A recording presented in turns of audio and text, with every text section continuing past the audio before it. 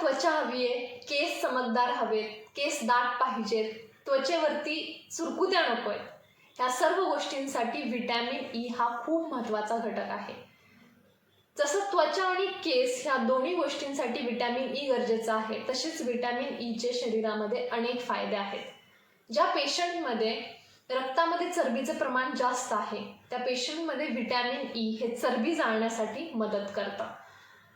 ज्या पेशंटमध्ये fatty liver म्हणजे लिव्हरमध्ये चरबीचं प्रमाण जास्त आहे, त्याही लोकांना व्हिटॅमिन ई हे चरबी जाळण्यासाठी मदत करतं.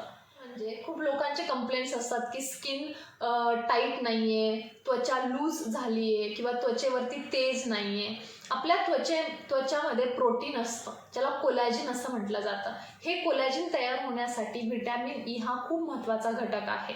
व्हिटॅमिन ईमुळे व्यवस्थित कोलॅजिन फॉर्म होतं आणि तुमची त्वचा ही टाईट राहते, त्याच्यावरती सुरकुत्या येत नाहीत आणि त्वचेवरती तेज दिसतं.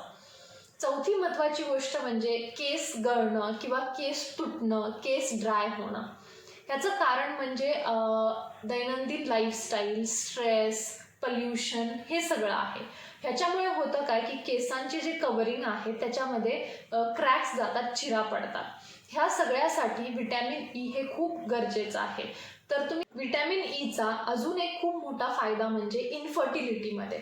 ज्या लोकांमध्ये मूल बाळ न होण्याचा प्रॉब्लेम असतो, महिलांमध्ये किंवा पुरुषांमध्येही, महिलांमध्ये जर ओव्ह्युलेशन प्रॉपर होत नसेल किंवा पुरुषांमध्ये स्पर्म काउंट व्यवस्थित नसेल, स्पर्म हेल्दी नसतील, तर ह्या दोन्ही केसेसमध्ये व्हिटॅमिन ई हे खूप चांगल्या पद्धतीने मदत करतं.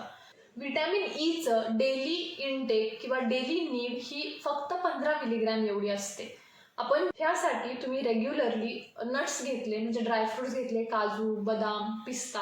सगळ्यात जास्त बदामामध्ये व्हिटॅमिन ई हे जास्त असतं. तर तुम्ही रात्रीचे 4 बदाम भिजवलेत आणि सकाळी त्याचं कवरिंग काढून ते खाल्लं, तर ह्यामधून तुम्हाला जेवढ्या प्रमाणात व्हिटॅमिन ई जाणं गरजेचं आहे तेवढ्या प्रमाणात मिळेल.